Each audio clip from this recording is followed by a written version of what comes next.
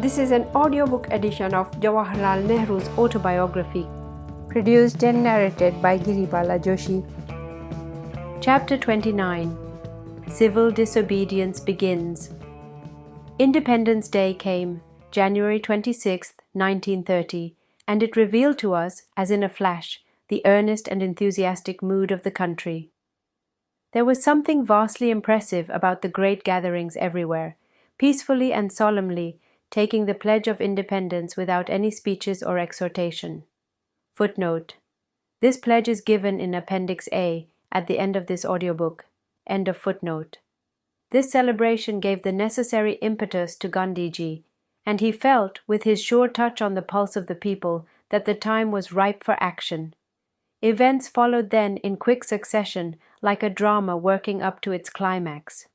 As civil disobedience approached and electrified the atmosphere, our thoughts went back to the movement of 1921 to 22 and the manner of its sudden suspension after Chori Chora.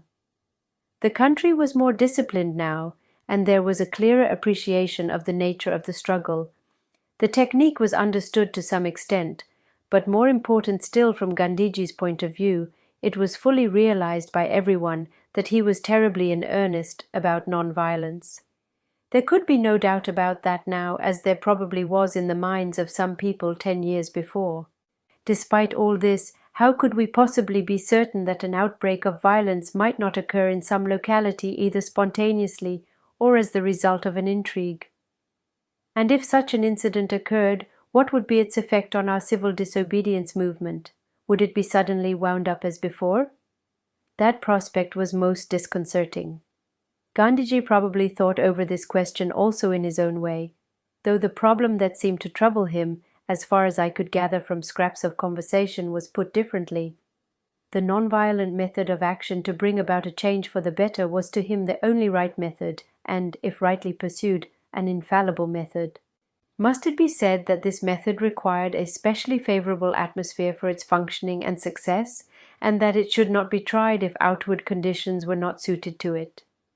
That led to the conclusion that the non-violent method was not meant for all contingencies, and was thus neither a universal nor an infallible method.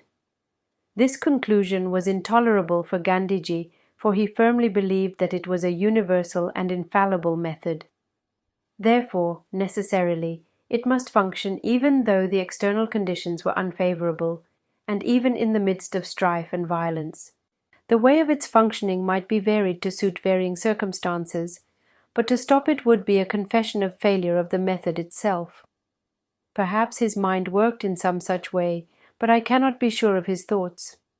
He did give us the impression that there was a slightly different orientation to his thinking, and that civil disobedience, when it came, need not be stopped because of a sporadic act of violence. If, however, the violence became in any way part of the movement itself, then it ceased to be a peaceful civil disobedience movement, and its activities had to be curtailed or varied. This assurance went a long way in satisfying many of us. The great question that hung in the air now was, how? How were we to begin? What form of civil disobedience should we take up that would be effective, suited to the circumstances, and popular with the masses? And then the Mahatma gave the hint. Salt suddenly became a mysterious word, a word of power. The salt tax was to be attacked. The salt laws were to be broken. We were bewildered and could not quite fit in a national struggle with common salt. Another surprising development was Gandhiji's announcement of his 11 points. What was the point of making a list of some political and social reforms, good in themselves no doubt, when we were talking in terms of independence? Did Gandhiji mean the same thing when he used this term as we did, or did we speak a different language? We had no time to argue, for events were on the move. They were moving politically before our eyes from day to day in India, and hardly realized by us at the time, they were moving fast in the world and holding it in the grip of a terrible depression. Prices were falling, and the city dwellers welcomed this as a sign of the plenty to come, but the farmer and the tenant saw the prospect with alarm.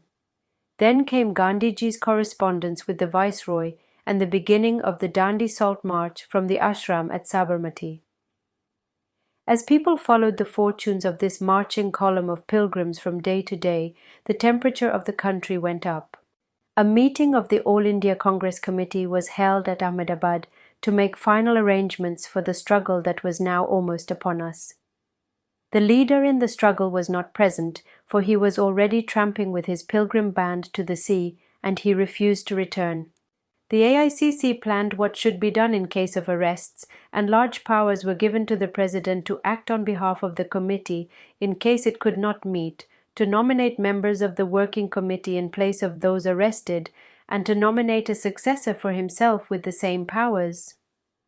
Similar powers were given by provincial and local Congress committees to their presidents.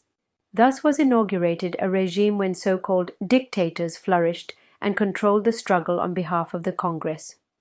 Secretaries of State for India and viceroys and governors have held up their hands in horror and proclaimed how vicious and degraded was the Congress because it believed in dictatorships, they, of course, being convinced adherents of democracy. Occasionally, the moderate press in India has also preached to us the virtues of democracy. We listened to all this in silence because we were in prison and in amazement. Brazen-faced hypocrisy could hardly go further. Here was India being governed forcibly under an absolute dictatorship with ordinance laws and suppression of every kind of civil liberty, and yet our rulers talked unctuously of democracy. Even normally, where was the shadow of democracy in India? It was no doubt natural for the British government to defend its power and vested interest in India and to suppress those who sought to challenge its authority. But its assertion that all this was the democratic method was worthy of record for future generations to admire and ponder over. The Congress had to face a situation when it would be impossible for it to function normally, when it would be declared an unlawful organization, and its committees could not meet for consultation or any action, except secretly. Secrecy was not encouraged by us, as we wanted to keep our struggle a perfectly open one, and thus to keep up our tone and influence the masses. But even secret work did not take us far. All our leading men and women at the center, as well as in the provinces and in local areas, were bound to be arrested. Who was then to carry on? The only course open to us was, after the fashion of an army in action, to make arrangements for new commanders to be appointed as old ones were disabled. We could not sit down in the field of battle and hold committee meetings. Indeed, we did so sometimes, but the object of this, and the inevitable result, was to have the whole committee arrested en bloc. We did not even have the advantage of a general staff sitting safely behind the fines, or a civilian cabinet in still greater safety elsewhere. Our general staffs and cabinets had to keep, by the very nature of our struggle, in the most advanced and exposed positions, and they were arrested and removed in the early stages. And what was the power we conferred on our dictators? It was an honor for them to be put forward as symbols of the national determination to carry on the struggle, but the actual authority they had was largely confined to dictating themselves to prison. They could only function at all when the committee they represented could not meet on account of force majeure. And wherever and whenever that committee could meet, the dictator lost his individual authority, such as it was. He or she could not tackle any basic problems or principles.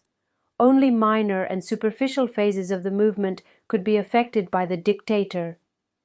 Congress dictatorships were really stepping stones to prison, and from day to day this process went on, new persons taking the place of those who were disabled.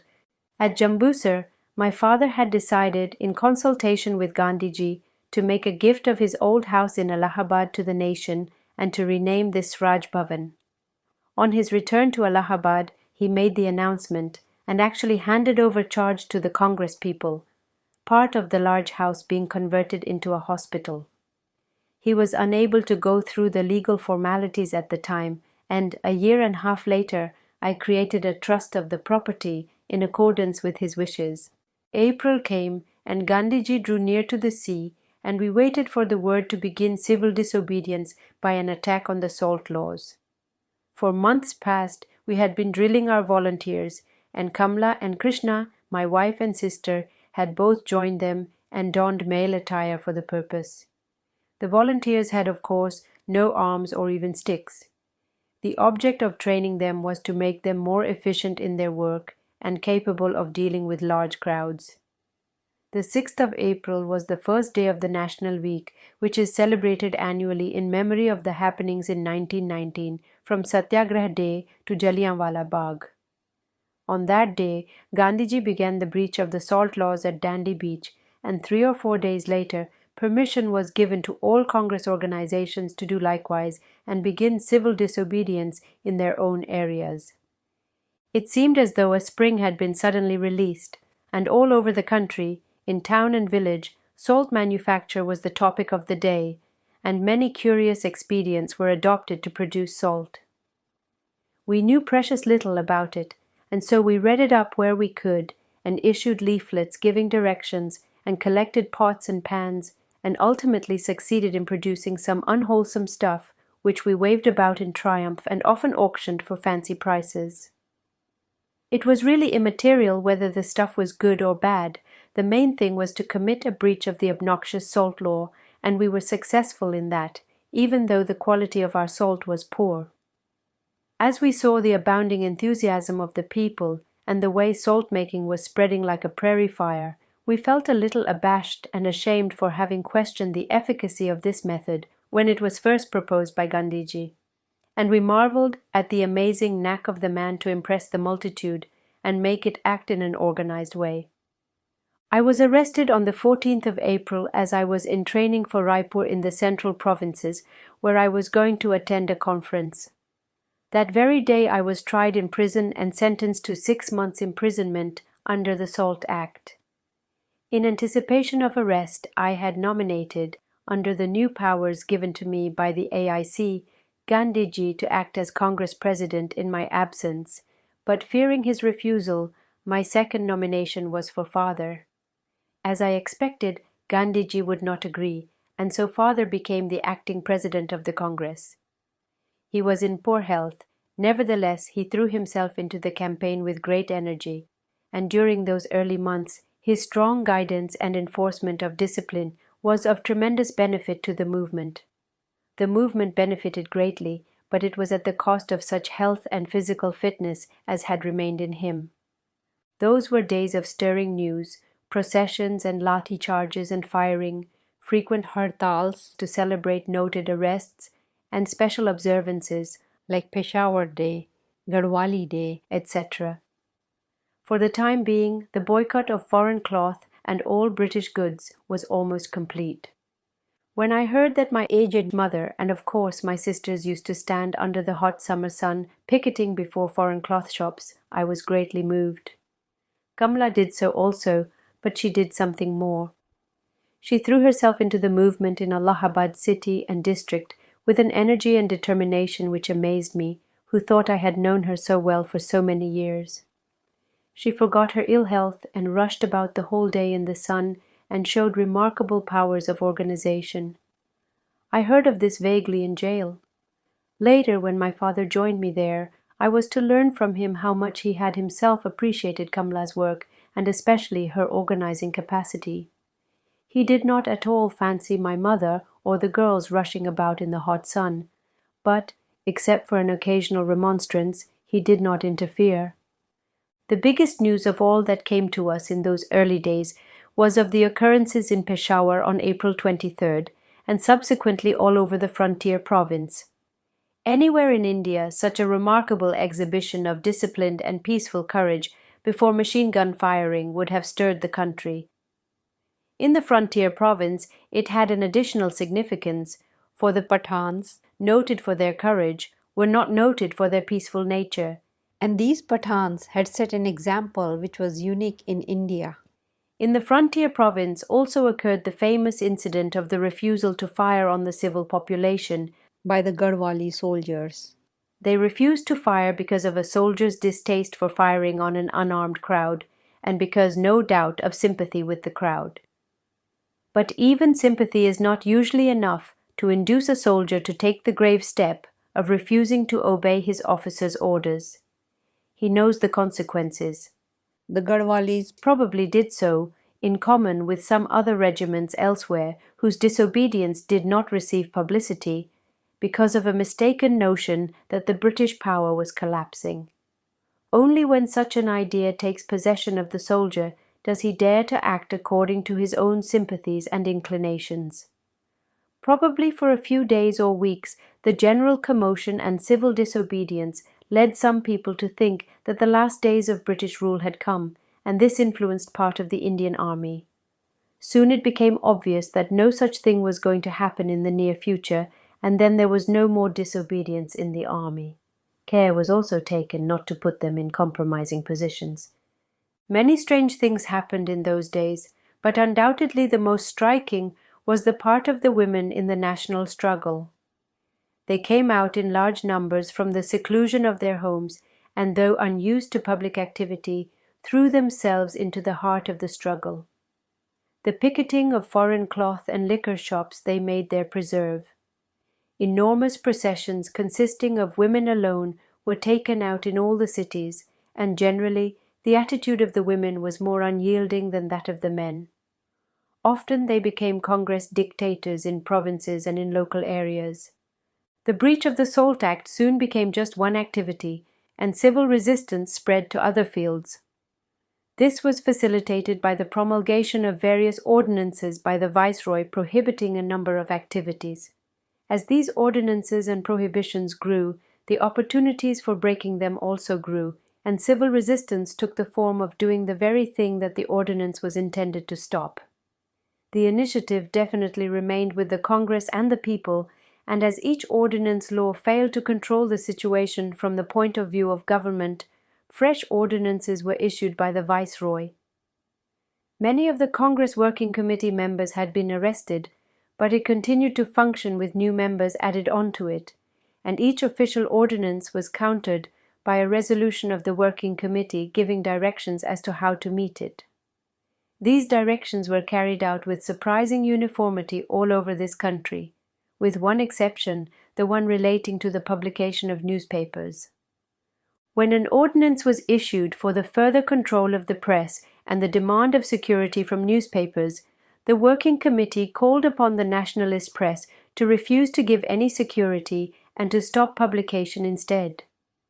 This was a hard pill to swallow for the newspaper men, for just then the public demand for news was very great. Still, the great majority of newspapers, some moderate papers excepted, stopped publication, with the result that all manner of rumors began to spread. But they could not hold out for long. The temptation was too great, and the sight of their moderate rival picking up their business too irritating. So most of them drifted back to publication. Gandhiji had been arrested on May 5th. After his arrest, big raids on the salt pans and depots were organized on the west coast. There were very painful incidents of police brutality during these raids. Bombay then occupied the center of the picture with its tremendous hartals and processions and lathi charges. Several emergency hospitals grew up to treat the victims of these lathi charges. Much that was remarkable happened in Bombay, and being a great city, it had the advantage of publicity. Occurrences of equal importance in small towns and the rural areas received no publicity. In the latter half of June, my father went to Bombay, and with him went my mother and Kamla. They had a great reception, and during their stay there occurred some of the fiercest of the lathi charges. These were indeed becoming frequent occurrences in Bombay. A fortnight or so later, an extraordinary all-night ordeal took place there, when Malviyaji and members of the Working Committee, at the head of a huge crowd, spent the night facing the police, who blocked their way. On his return from Bombay, father was arrested on June 30th, and Sayyid Mahmud was arrested with him. They were arrested as acting president and secretary of the Working Committee, which was declared unlawful. Both of them were sentenced to 6 months. My father's arrest was probably due to his having issued a statement defining the duties of a soldier or policeman in the event of an order to fire on civil populations being given. The statement was strictly a legal affair and contained the present British Indian law on this point. Nevertheless, It was considered a provocative and dangerous document. The Bombay visit had been a great strain on father, and from early morning to late at night he was kept busy, and he had to take the responsibility for every important decision. He had long been unwell, but now he returned fagged out, and decided, at the urgent advice of his doctors, to take complete rest immediately. He arranged to go to Mussoorie and packed up for it, But the day before he intended leaving for Mussoorie, he appeared before us in our barrack in Naini Central Prison. End of chapter 29. Chapter 30. In Naini Prison. I had gone back to jail after nearly 7 years, and memories of prison life had somewhat faded. I was in Naini Central Prison, one of the big prisons of the province, and I was to have the novel experience of being kept by myself. My enclosure was apart from the big enclosure containing the jail population of between 2,200 and 2,300. It was a small enclosure, circular in shape, with a diameter of about 100 feet, and with a circular wall about 15 feet high surrounding it. In the middle of it was a drab and ugly building containing 4 cells. I was given 2 of these cells, connecting with each other, one to serve as a bathroom and lavatory. The others remained unoccupied for some time. After the exciting and very active life I had been leading outside, I felt rather lonely and depressed. I was tired out, and for 2 or 3 days I slept a great deal. The hot weather had already begun, and I was permitted to sleep at night in the open, outside my cell in the narrow space between the inner building and the enclosing wall. My bed was heavily chained up, lest I might take it up and walk away, or, more probably, to avoid the bed being used as a kind of scaling ladder to climb the wall of the enclosure. The nights were full of strange noises. The convict overseers, who guarded the main wall, frequently shouted to each other in varying keys, sometimes lengthening out their cries till they sounded like the moaning of a distant wind. The night watchmen in the barracks were continually counting away, in a loud voice, the prisoners under their charge and shouting out that all was well. And several times a night some jail official, going his rounds, visited our enclosure and shouted an inquiry to the warder on duty. As my enclosure was some distance away from the others, most of these voices reached me indistinctly, and I could not make out at first what they were. At times I felt as if I was on the verge of the forest, and the peasantry were shouting to keep the wild animals away from their fields.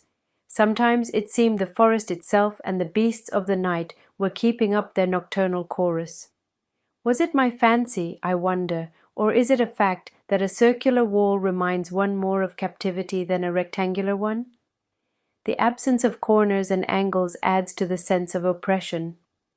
In the daytime that wall even encroached on the sky and only allowed a glimpse of a narrow bounded portion. With a wistful eye I looked upon that little tent of blue which prisoners call the sky, and at every drifting cloud that went with sails of silver by. At night that wall enclosed me all the more, and I felt as if I was at the bottom of a well. Or else that part of the starlit sky that I saw ceased to be real, and seemed part of an artificial planetarium. My barrack and enclosure were popularly known throughout the jail as the Kuttagar, the dog house. This was an old name which had nothing to do with me. The little barrack had been built originally, apart from all others, for especially dangerous criminals who had to be isolated. Latterly it had been used for political prisoners, détenus and the like, who could thus be kept apart from the rest of the jail. In front of the enclosure, some distance away, was an erection that gave me a shock when I first had a glimpse of it from my barrack. It looked like a huge cage, and men went round and round inside it. I found out later that it was a water pump worked by human labor, as many as 16 persons being employed at a time. I got used to it as one gets used to everything, but it has always seemed to me one of the most foolish and barbarous ways of utilizing human labor power. And whenever I pass it, I think of the zoo. For some days I was not permitted to go outside my enclosure for exercise or any other purpose. I was later allowed to go out for half an hour in the early mornings, when it was almost dark, and to walk or run under the main wall. That early morning hour had been fixed for me so that I might not come in contact with, or be seen by, the other prisoners. I liked that outing, and it refreshed me tremendously. In order to compress as much open-air exercise as I could in the short time at my disposal, I took to running, and gradually increased this to over 2 miles daily.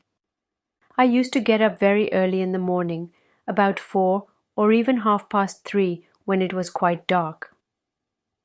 Partly this was due to going to bed early, as the light provided was not good for much reading. I liked to watch the stars, and the position of some well-known constellation would give me the approximate time. From where I lay I could just see the pole star peeping over the wall, and as it was always there, I found it extraordinarily comforting. Surrounded by a revolving sky, it seemed to be a symbol of cheerful constancy and perseverance. For a month I had no companion, but I was not alone, as I had the warder and the convict overseers and a convict cook and cleaner in my enclosure. Occasionally, other prisoners came there on some business, most of them being convict overseers, COs, serving out long sentences. Lifers, convicts sentenced for life, were common. Usually a life sentence was supposed to terminate after 20 years, or even less, but there were many in prison then who had served more than 20 years already. I saw one very remarkable case in Naini. Prisoners carry about, attached to their clothes at the shoulder, little wooden boards giving information about their convictions and mentioning the date when release was due. On the board of one prisoner I read that his date of release was 1996.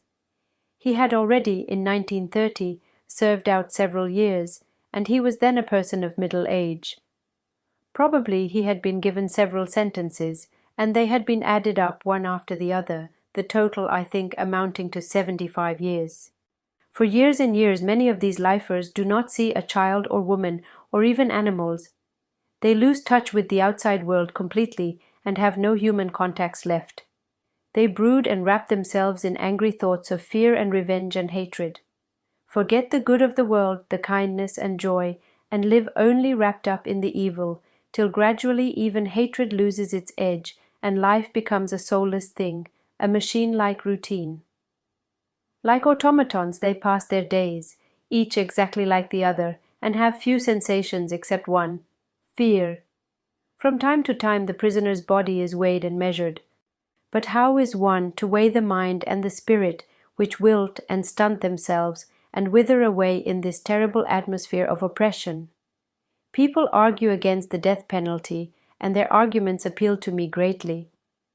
But when I see the long drawn-out agony of a life spent in prison, I feel that it is perhaps better to have that penalty rather than to kill a person slowly and by degrees. One of the lifers came up to me once and asked me, "What of us lifers? Will Swaraj take us out of this hell?" Who are these lifers? Many of them come in gang cases when large numbers, as many as 50 or 100, may be convicted en bloc. Some of these are probably guilty, but I doubt if most of those convicted are really guilty. It is easy to get people involved in such cases. An approver's evidence, a little identification, is all that is needed. Dacoities are increasing nowadays, and the prison population goes up year by year. If people starve, what are they to do? Judges and magistrates wax eloquent about the increase of crime, but are blind to the obvious economic causes of it. Then there are the agriculturists who have a little village riot over some land dispute, lathis fly about, and somebody dies. Result, many people in jail for life or for a long term. Often all the menfolk in a family will be imprisoned in this way, leaving the women to carry on as best they can. Not one of these is a criminal type. Generally they are fine young men, considerably above the average villager, both physically and mentally. A little training, some diversion of interest to other subjects and jobs, and these people would be valuable assets to the country. Indian prisons contain, of course, hardened criminals, persons who are aggressively antisocial and dangerous to the community. But I have been amazed to find large numbers of fine types in prison, boys and men, whom I would trust unhesitatingly. I do not know what the proportion of real criminals to non-criminal types is, and probably no one in the prison department has ever even thought of this distinction. Some interesting figures are given on this subject by Louis E. Laws, the warden of Sing Sing prison in New York. He says of his prison population that to his knowledge 50% are not criminally inclined at all, that 25% are the products of circumstances and environment, that of the remaining 25% only a possible half, that is 12.5%, are aggressively antisocial. It is a well-known fact that real criminality flourishes more in the big cities and centers of modern civilization than in the undeveloped countries. American gangsterdom is notorious, and Sing Sing has a special reputation as a prison where some of the worst criminals go. And yet, according to its warden, only 12.5% of its prisoners are really bad. I think it may very safely be said that this proportion is far less in an Indian prison. A more sensible economic policy, more employment, more education would soon empty out our prisons. But of course, to make that successful, a radical plan affecting the whole of our social fabric is essential. The only other real alternative is what the British government is doing, increasing its police forces and enlarging its prisons in India. The number of persons sent to jail in India is appalling. In a recent report issued by the Secretary of the All India Prisoners' Aid Society, it is stated that in the Bombay Presidency alone 128,000 persons were sent to jail in 1933, and the figure for Bengal for the same year was 124,000. Footnote: Statesman, December 11, 1934. End of footnote. I do not know the figures for all the provinces, but if the total for 2 provinces exceeds 250,000, it is quite possible that the All India total approaches the million mark. This figure does not, of course, represent the permanent jail population, for a large number of persons get short sentences. The permanent population will be very much less, but still it must be enormous. Some of the major provinces in India are said to have the biggest prison administrations in the world. The UP is among those supposed to have this doubtful honor, and very probably it is, or was, one of the most backward and reactionary administrations. Not the least effort is made to consider the prisoner as an individual, a human being, and to improve or look after his mind. The one thing the UP administration excels in is keeping its prisoners. There are remarkably few attempts to escape, and I doubt if 1 in 10,000 succeeds in escaping. One of the most saddening features of the prisons is the large number of boys from 15 upwards who are to be found in them. Most of them are bright-looking lads who, if given the chance, might easily make good. Lately, some beginnings have been made to teach them the elements of reading and writing, but, as usual, these are absurdly inadequate and inefficient.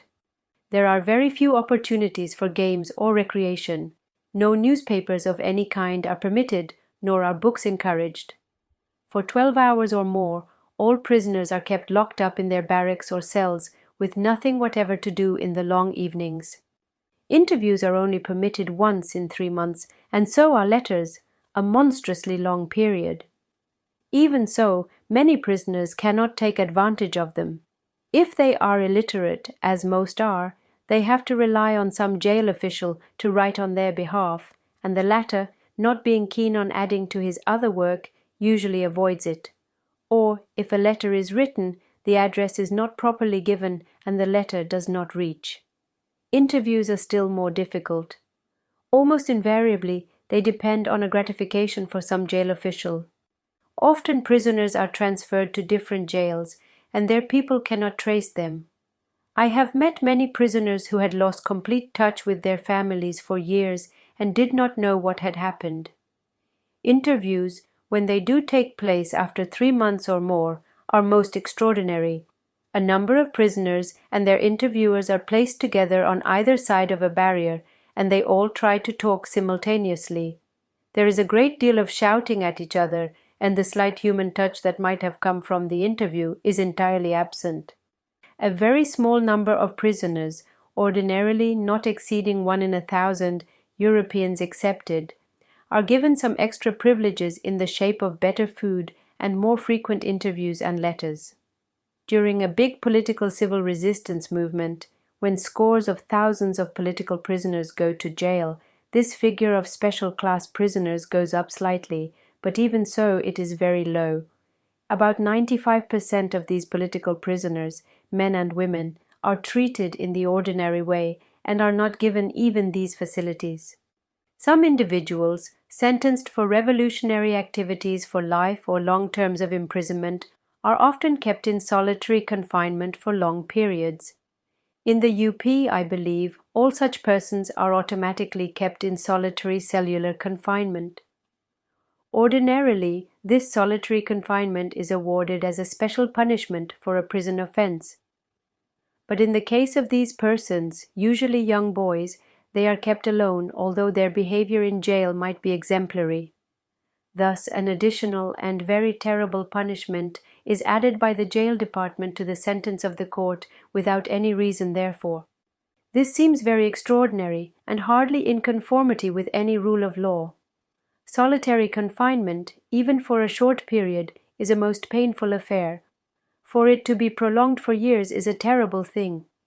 It means the slow and continuous deterioration of the mind till it begins to border on insanity, and the appearance of a look of vacancy or a frightened animal type of expression. It is the killing of the spirit by degrees, the slow vivisection of the soul. Even if a man survives it, he becomes abnormal and an absolute misfit in the world. And the question always arises, was this man guilty at all of any act or offense? Police methods in India have long been suspect. In political matters they are doubly so. European or Eurasian prisoners, whatever their crime or status, are automatically placed in a higher class and get better food, lighter work, and more interviews and letters. A weekly visit from a clergyman keeps them in touch with outside affairs. The parson brings them foreign illustrated and humorous papers and communicates with their families when necessary. No one grudges the European convicts these privileges, for they are few enough, but it is a little painful to see the utter absence of any human standard in the treatment of others, men and women. The convict is not thought of as an individual human being, and so he or she is seldom treated as such. One sees in prison the inhuman side of the state apparatus of administrative repression at its worst. It is a machine which works away callously and unthinkingly, crushing all that come in its grip, and the jail rules have been purposely framed to keep this machine in evidence. Offered to sensitive men and women, this soulless regime is a torture and an anguish of the mind. I have seen long-term convicts sometimes breaking down at the dreariness of it all and weeping like little children. And a word of sympathy and encouragement, so rare in this atmosphere, has suddenly made their faces light up with joy and gratitude. And yet among the prisoners themselves there were often touching instances of charity and good comradeship. A blind habitual prisoner was once discharged after 13 years. After this long period, he was going out, wholly unprovided for, into a friendless world. His fellow convicts were eager to help him, but they could not do much. One gave his shirt deposited in the jail office, another some other piece of clothing. A third had that very morning received a new pair of chappals, leather sandals, and he had shown them to me with some pride. It was a great acquisition in prison. But when he saw this blind companion of many years going out barefooted, he willingly parted with his new chappals. I thought then that there appeared to be more charity inside the jail than outside it. That year, 1930, was full of dramatic situations and inspiring happenings. What surprised most was the amazing power of Gandhiji to inspire and enthuse a whole people. There was something almost hypnotic about it, and we remembered the words used by Gokhale about him, how he had the power of making heroes out of clay. peaceful civil disobedience as a technique of action for achieving great national ends seemed to have justified itself, and a quiet confidence grew in the country, shared by friend and opponent alike, that we were marching towards victory. A strange excitement filled those who were active in the movement, and some of this even crept inside the jail. "Swaraj is coming," said the ordinary convicts, and they waited impatiently for it in the selfish hope that it might do them some good. The warders, coming in contact with the gossip of the bazaars, also expected that Swaraj was near. The petty jail official grew a little more nervous. We had no daily newspapers in prison, but a Hindi weekly brought us some news, and often this news would set our imagination afire. Daily lathi charges, sometimes firing, martial law at Sholapur with sentences of 10 years for carrying the national nag. We felt proud of our people, and especially of our womenfolk all over the country. I had a special feeling of satisfaction because of the activities of my mother, wife and sisters, as well as many girl cousins and friends. And though I was separated from them and was in prison, we grew nearer to each other, bound by a new sense of comradeship in a great cause. The family seemed to merge into a larger group, and yet to retain its old flavor and intimacy. Kamla surprised me, for her energy and enthusiasm overcame her physical ill health, and for some time at least she kept well in spite of strenuous activities. The thought that I was having a relatively easy time in prison, at a time when others were facing danger and suffering outside, began to oppress me. I longed to go out, and as I could not do that, I made my life in prison a hard one, full of work. I used to spin daily for nearly 3 hours on my own charkha. For another 2 or 3 hours I did newar weaving, which I had especially asked for from the jail authorities. I liked these activities. They kept me occupied without undue strain or requiring too much attention, and they soothed the fever of my mind. I read a great deal, and otherwise busied myself with cleaning up, washing my clothes, etc. The manual labor I did was of my own choice, as my imprisonment was simple. And so, between thought of outside happenings and my jail routine, I passed my days in Naini prison. Watching the working of an Indian prison, it struck me that it was not unlike the British government of India. There is great efficiency in the apparatus of government, which goes to strengthen the hold of the government on the country, and little or no care for the human material of the country. Outwardly, the prison must appear efficiently run, and to some extent this was true. But no one seemed to think that the main purpose of the prison must be to improve and help the unhappy individuals who come to it. Break them. That is the idea, so that by the time they go out, they may not have the least bit of spirit left in them. And how is the prison controlled, and the convicts kept in check and punished? Very largely with the help of the convicts themselves, some of whom are made convict warders, CWs, or convict overseers, COs, and are induced to cooperate with the authorities because of fear, and in the hope of rewards and special remissions. There are relatively few paid non-convict warders. Most of the guarding inside the prison is done by convict warders and COs. A widespread system of spying pervades the prison, convicts being encouraged to become stool pigeons and to spy on each other, and no combination or joint action is, of course, permitted among the prisoners. This is easy to understand, for only by keeping them divided up could they be kept in check. Outside, in the government of our country, we see much of this duplicated on a larger, though less obvious, scale. But there the CWs or COs are known differently. They have impressive titles, and their liveries of office are more gorgeous. And behind them, as in prison, stands the armed guard with weapons ever ready to enforce conformity. How important and essential is a prison to the modern state? The prisoner at least begins to think so, and the numerous administrative and other functions of the government appear almost superficial before the basic functions of the prison, the police, the army. In prison one begins to appreciate the Marxian theory that the state is really the coercive apparatus meant to enforce the will of a group that controls the government. For a month I was alone in my barrack, Then a companion came, Narmada Prasad Singh, and his coming was a relief. 2.5 months later, on the last day of June 1930, our little enclosure was the scene of unusual excitement. Unexpectedly, early in the morning, my father and Dr. Syed Mahmood were brought there. They had both been arrested in Anand Bhavan while they were actually in their beds that morning. End of chapter 30.